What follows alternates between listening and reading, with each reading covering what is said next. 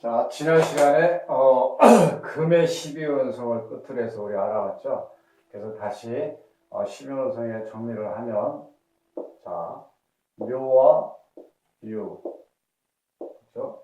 추분으로 인해서 음의 기운이 강해지고, 충분으로 인해서 해가 길어지기 시작하는 기점에 양의 기운이 강해지고, 그렇죠? 이렇게 해서 기점을 잡는다면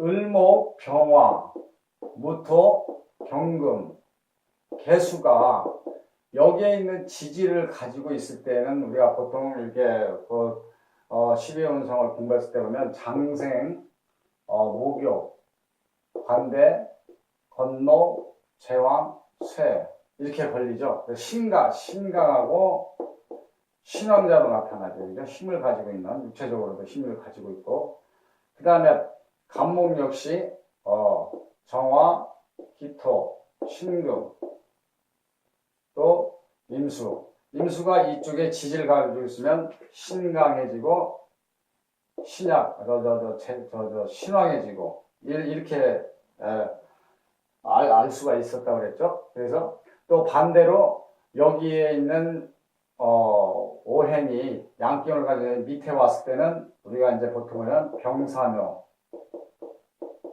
절태양이 걸리죠. 신약해지죠. 신약해지고 아주 극신약해지고, 반대로 여기에 있는 음의 기운의 식간이 이쪽으로 왔을 때 또 마찬가지로 병사묘 절태양이 걸리죠. 자, 이래서 여기는 신약해지고 또 극신약해지고 이렇게 변함이 없죠. 그죠? 이렇게 해서 이제 알 수가 있고, 그래서 이제 충극을 보면 이제 요거는 12운성은 이제 마무리하고, 자, 합과 충극 여기에 다 이걸 우리가 이제 명리학을 처음에 접하면 이제 암기하기 시작하는데, 암기할 게나 이 안에 다 있죠. 간목은 정화를 생하고, 정화는 기토를 생하고, 또 신금을 생하고, 신금은 임수를 생하고, 마찬가지로 서로 생하는 관계죠. 이쪽은 서로 생하는 관계죠. 서로 화합하고 융합하고 서로 돕고 또 이끌어주고 보호해주고 이런 관계가 되는 것이죠. 그죠? 근데 양과 음에는 또 합이 아니고, 합은 우리가 보면 갑기합, 정임합, 을경합, 그렇죠? 무게합, 이쪽에서 합이 다 이루어지지만 이 합이 이루어지는데 사실적으로 보면 다 합의 관계가 마찬가지입니다. 서로 도와서 간목은 정화에, 그렇죠? 따뜻한 토로, 또 신금도, 그렇죠? 기토가 신금을 보호해주고 온기를 빼앗기지 않게 또 습기도 해주고, 그렇죠? 또 아주 수분이 있고 좋은 땅으로서 뿌리를 내릴 수 있게 만들어줘. 서로 합의 관계나 마찬가지죠. 갑기하고 이렇게 해서 정해놓는 것보다 합의 관계나 마찬가지입니다. 그리고 자, 위와 밑에는 서로 대립의 관계, 그렇죠? 대립 관계죠. 같은 목이라도 을목과 간목, 병화, 정화 같은 화래도 서로 배다른 형제, 그렇죠? 배다른 형제가 서로 화합할 수가 없죠. 밥그릇 하나도 서로 챙기려고 아웅다고 싸우는 그런 관계이기 때문에, 그래서 겁재도 충에 맞먹는 것이다. 좋은 게 아니다. 이런 얘기죠. 그렇죠? 그래서 우리가 갑경충, 자, 간목이 경금이 간목을 치면 금극목, 그렇죠? 그러면 금극목 하면은 간목은 당할 수만 있죠. 매만 맞고 경금한테 매만 맞고 당할 수는 없죠. 그래, 나도 좋다. 그러면 나는 너를 생해주는 무토를 이렇게, 그래서 극이 되죠. 목극토 극이 되죠. 그리고 또 을신충, 을목과 신금이 서로 대립이 되죠. 금극목, 신금이 을목을 치면, 그렇죠? 을목은 나도 가만히 있지 않겠다. 너를 생해주는 기토를 치겠다. 그렇죠? 기토를 치겠다. 또 요게 먹구름에 태양이 갇힌 별이죠. 그죠? 태양이 먹구름에 갇힌 별이다. 그죠? 수극화. 그러면 화는 또 당하고만 있었죠. 그러면 나는 너를 생해주는 신금을 치겠다. 그죠? 이거 합이 아니고 극의 관계입니다. 그죠? 여기 또 그런 관계가 되죠. 그리고 정계충. 그죠? 개수가 빗물이 촛불을 끄는 예를 들어서 촛불을 끄는 형상이라면 정화는 난 너한테 당하지만 않는다. 나는 너를 생해주는 경금을 친다. 그렇죠? 경금은 뜨거운 태양의 열기에서 성장하고 또 무르익어가는 과실인데 이런 따뜻한 온기가 있으면 어떻게 됩니까? 과일이 우리가 이제 과실 같은 건 일조량이 아주 좋아야 결실을 내는데 이런 따뜻한 온기가 있으면 어떻게 됐습니까? 성장할 수가 없죠. 그래서 내가 화극금 너를 치면 나는 금금목, 간목, 그렇죠? 간목을 치겠다. 서로 될 관계죠. 합이 이룰 수가 없다는 얘기. 이 안에 그러니까 합과 충, 극이 다 있다는 얘기입니다. 이쪽으로 했을 때는 서로 합이 되고 서로 조화를 이루고 이 음과 양이 대립할 때는 충, 극이 일어나는 거죠. 그렇죠? 그래서 우리가 지금 가면 보면 간목이 자기가 간목인데 병화가 있다. 자기 사주에 옆에 병화가 있다. 자, 그러면 이 병화는 목생화, 생애관계가 아니죠. 생애관계가 아니라 설계하는 것이죠. 힘을 빼는 겁니다. 여기 있는 혈기를 밑으로 빼니까 여기가 탈진하고 지치고 병들겠죠. 그죠? 뿌리가 태양의 일을 인해서 상하는 것과 같은 것이죠. 그래서 요거는 설기다. 내 혈을 뺏어가서 나를 약하게 만드는 것이죠. 하지만 생은 내가 흔쾌히 다정다감하게 생해주는 거죠. 정화죠. 그렇죠? 그래서 요것도 같은 화다에서 다 쓴다는 게 아니죠. 무정하고 여기는 유정하다. 같은 음기운을 가지고 유정한 것이죠. 그래서 이건 설기의 관계다. 병화가 있다면, 그렇죠? 그러면 이 병화는 또 무슨 역할을 하냐? 설기에서 피, 혈기를 뽑아내는 동시에 누구를 또 보호하는, 죽이느냐는 신금을 죽이죠. 화극금, 그렇죠? 신금은 간목의 금이죠. 간목. 신금은 나중에 육신을 할 때는 관이라고 합니다. 관은 나와 똑같은 지원자, 이제 나중에 비견이라고 하는데 지원자를 보호해주고 나를 보호해주고 보호하는 건 여러 가지가 있죠. 질병, 상해, 어떤 관죄, 나쁜 일을 위해서 지켜주는 것이죠. 근데 병화가 이길 치기 때문에 무력해지죠. 무력하기 때문에 자기 본분을 지켜주지를 못하는 것이죠. 이게 무력해지면 뭐가 또 나타나서 극성을 부리느냐? 겁재죠. 겁재는 나의 소중한 것과 뭐 돈이라든가 소중한 것, 그리고 내 여자를 겁탈하는 것이죠. 여자를 서로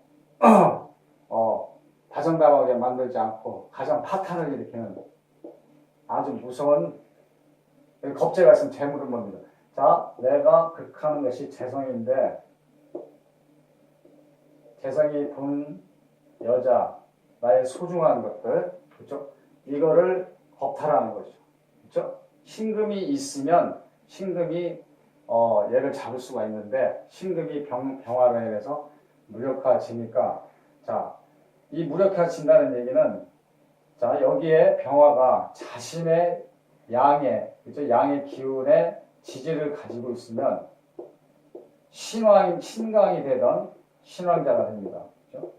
그러면 이 힘이 센 병화가 만약에 여기에 신금이 병사묘 절태양이 있다면 아주 신약하죠. 약한 사람이 강한 사람 머리를 숙일 수밖에 없죠. 그러면 어떻게 되느냐? 이것이 바로 경금으로 변질되는 거죠. 그죠? 네. 경금으로 변질이 됩니다. 그래서 오히려 겁재와 그죠? 나중에 칠살이라고 하는데 겁재와 식상, 병화와 을목과 경금이 합세해서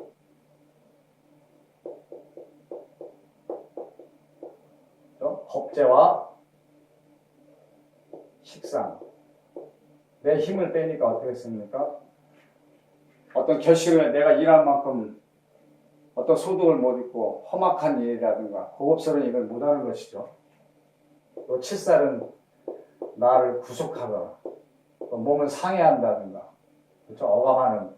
그래 이게 세 개가 서로 작다가 하면은 정말 살기 힘들죠. 간목이 살기가 힘든 쪽이죠. 그렇죠? 근데 여기에 만약에 신금이 무력화된다든지 아니면 또 경금이 있다든지 할 때는 뭐 확실한 거죠. 그죠? 무력화, 신금이 있다고 해서 내 관이 있기 때문에 이 사람은 출세길이 열려 있다. 그렇죠? 뭐 관이기 때문에 벼슬자리에 있다. 이렇게 볼 수는 없는 거죠. 그래서 우리가 당구를 이렇게 당구에 보면 3쿠션이 있다는 거, 3쿠션이 있답니다. 그래서 내가 여기서 주인에서 치면은 3쿠션은 3번을 이렇게 흘러서 여기를 당구알을 맞춰야 된다는 것이죠. 그래서 요거만 병화만 단면적으로 봐서는 안 된다는 것이죠. 그죠? 병화가 있음으로 해서 3쿠션에서 다른 오행과 만나서 결국은 이것을 알아내기 위해서는 이거 하나 가지고는 안 된다는 것이죠. 그렇죠? 여기에 어떤 오행이 있나 인성, 식상, 재성, 그렇죠? 목이 있든지 화가 있든지 토가 있든지 해서 이 관계를 같이 알아야 된다는 거죠. 그래서 여기에서 만약에 별 볼 일 없는 병화다. 그렇죠? 병사묘, 절태양이라 할 때 오히려 이쪽이 신금이 강해졌을 때, 그렇죠? 신금이 강할 때는 치지는 못하죠. 악자가 어떻게 강자를 칠 수가 있겠습니까? 그러나 대운 내지 세운에서 자기의 양기운을 얻으면 극성을 부리죠. 극성을 부리게. 또 여기는 대운이나 세운에서 쇠약해지면, 그렇죠? 오히려 머리를 숙이게 되니 이게 경금으로 변한다. 자, 이렇게 나중에 같이 종합적으로 다 오행을 다 살펴야 된다는 겁니다. 그리고 지지도 살펴야겠죠. 그죠? 일단 첫째 지지는 12운성으로 살펴보고, 그리고 우리가 이제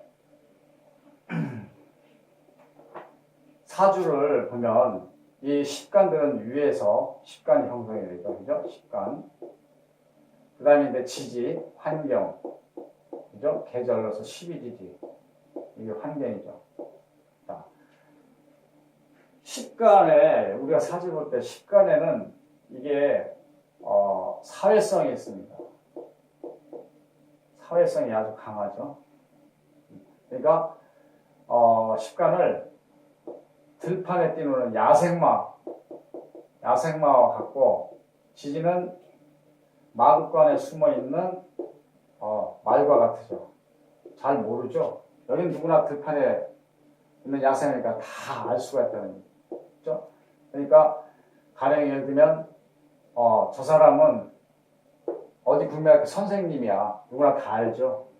저 사람은 이번에 구의원에서 당선돼서 구의원이야. 다 알고. 이런 또 저 사람은 무슨 가구점을 해가지고 큰 돈을 벌었어. 누구나 다 알 수 있는 사회에서 두각을 나타낸 것이죠. 벌써 교수야, 어디 대학교 교수야, 다 아는 것이죠. 또 반면에 저 사람 절도죄로 해서 교도소 갔다 왔어.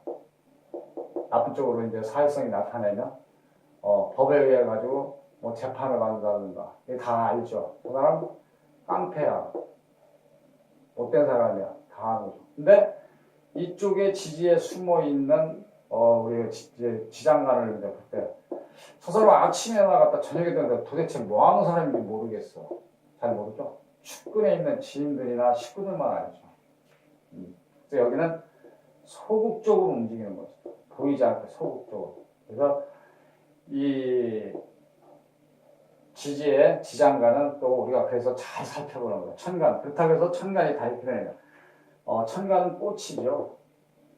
지지는 천간을 꽃을 피울 수 있는 원동력이고, 그래서 이 지지의 원동력이 없으면 꽃이 있다 한들 아직 피어오르는 활짝 핀 꽃이 아니라 몽우리 피지 못한 꽃 한 송이죠.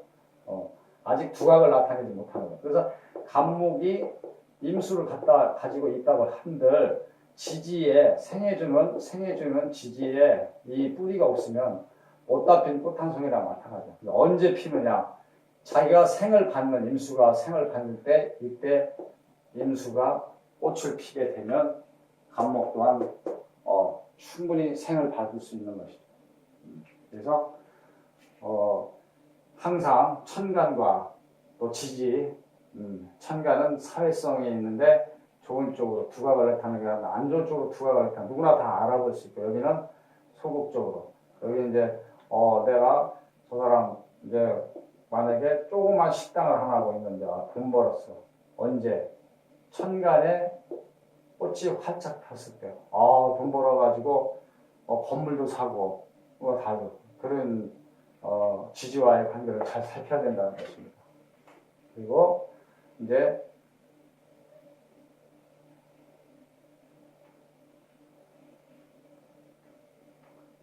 천간에 내 것이 있다고 해서 무조건 좋게 작용하는 건 아시죠? 그러니까 지지의 힘을 얻었을 때만 꽃을 피운다. 그리고 이제 우리가 지지의 충을 보면 지지에도 이제 충이 있죠. 천간은 합과 충과 극의 관계고, 그렇죠? 분이 없죠. 합과 그다음에 충, 그 관계뿐이 없죠. 그러나 지지는 또 다릅니다. 자, 우리 충부터 보면 묘요 서로 기점이기 때문에 이쪽은 양의 기운이 음의 기운이 강해지고 이때는 음의 기운이 강해지면 양의 기운이 강해지면 자연 음의 기운은 약해지고 음의 기운이 강해지면 자연 양의 기운이 약해지는 기점이죠. 그렇죠? 그래서 여기서 우리가 보면 서로 또 음양의 지지도 음양의 대립이 되는 것이죠. 똑같이. 자, 인월은 신월과 충이 됩니다. 그렇죠? 신, 충이 되고 충의 관계죠. 지지의 충입니다. 그리고 묘유충, 그렇죠? 말할 것도 없이 묘와 또 유의 충, 음기운이죠. 양기운이고, 그 다음에 여기는 진과 술과의 충이죠. 같은 토래도 여기는 음기운의 토고 여기는 양의 기운의 토이고, 그렇죠? 술토. 자, 그렇죠? 그 다음에 사, 양의 화, 그 다음에 음의 수, 서로 상반되죠? 그래서 사와 해가 충이 돼요. 오와, 그렇죠? 한낮과 한밤의 대립이죠. 그래서 오와 자의, 그렇죠? 충이 되죠. 그 다음에 미월, 그렇죠? 그 다음에 추, 그렇죠? 자, 이렇게 해서 충을 이루는 것이죠. 자, 그러니까 지지도 양의 기운과, 그렇죠? 여기 양이죠. 양의 기운과 음의 기운이 서로 대립이 된다. 그렇죠? 대립이 되죠. 그래서 이렇게 지지도 충을 이룹니다. 음 기운과 양 기운에서 서로 충을 이루는 것이죠. 그래서 여기에 서로 진술충이 됐던 뭐가 됐던 간에 했던 간에 이렇게 만나게 되면 우리가 이제 충도 일어나지만 또 충도 일어나지만 또 이렇게 서로 또 대립이 돼서 서로 만나면 유정한 관계인 것도 무정한 되면 형충, 충파, 해가 일어나죠. 또 십용선은 사절묘, 병사묘, 절태양이 일어나듯이 신약하고 극신약하듯이 여기에 또 형충파에 서로 대립되는 충과 형과 파, 해가 일어나죠. 그렇죠? 그래서 또 여기에서 보면 충은 서로 충돌해가지고 가령 임목과 또 신, 그죠? 임목은 간목에 건너지고 또 병금은 그렇죠? 신이 건너지죠. 그래서 이제 간목이 이렇게 인신충을 만나게 되면 이제 뭘로 변하면 살로 변하는 것이죠.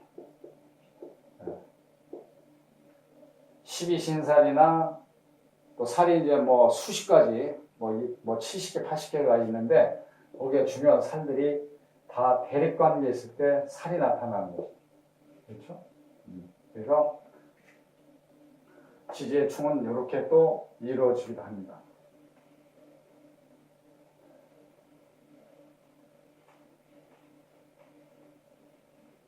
그런데 다시 말씀드리면 서로 음과 양의 대립이 된다. 서로 지지도 양의 지지와 음의 지지 화와 수가 없다. 지지, 그렇죠? 이쪽에서 인과 그 다음에 추, 그렇죠? 사, 해, 술, 그 다음에 묘,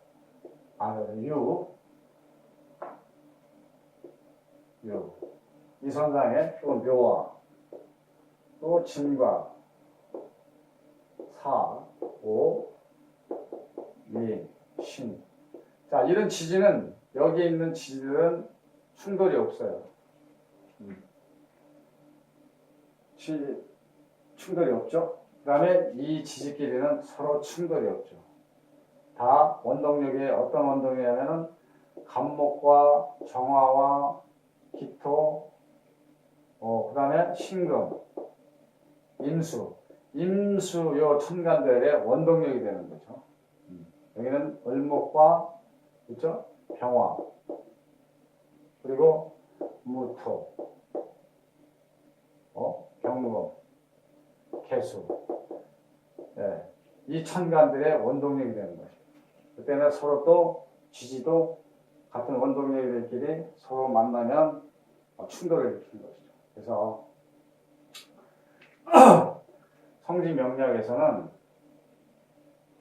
살을 그렇게 중요시 여기지는 않지만 살이 그래도 어떤 사람들에게는 또 그런 어떤 변수가 나타나기 때문에 몇 가지에 크게 다 접목을 시키지 않으려 중요한 살들만 거론하게 되는데 우리가 이제 사주를 보면 지지가 4개로 형성이 되어 있기 때문에 여기에 반드시 12신살이 포함됩니다. 누구나 4개의 살은 가지고 있죠. 네, 그리고 이게 충돌했을 때 또 발생하는 역마살이나 그렇죠? 역마살, 그 다음에 도화살, 화개살 등 여러 가지 신살이 있습니다. 그래서 가령 간목이 있을 때 요 12신살을 또 이제 다음 시간에 12신살을 어떻게 해서 형성하고 어떻게 알아보는가를 또 알아보고 또 어떤 작용을 하는 것인가 그걸 한번 또 같이 연구해 보기로 하죠. 그래서 다음 시간에 형충파의 화해, 그 다음에 신살에 대해서 12신살 내지는 여러 가지 살에 대해 신살에 대해서 어떤 이 지지의 양과 음이 대립해서 어떤 현상이 나오나 하나를 다 파헤치면 아주 다 드러난다는 얘기죠. 그래서 다음 시간에는 요 지지에 속하는 형충파의 우리가 12운성은 벌써 12운성에 대한 신각 신약은 이제 알아봤고 요 형충파의 또 요 살해에서 또 천간이 또 약해지고 시련을 겪고 그죠? 일에 방해가 되고 진척도가 없고 내가 어떤 인생에 있어서 파란을 겪는다든가 타격을 받는다든가 그런 것들을 여기서 이제 알아볼 수가 있다는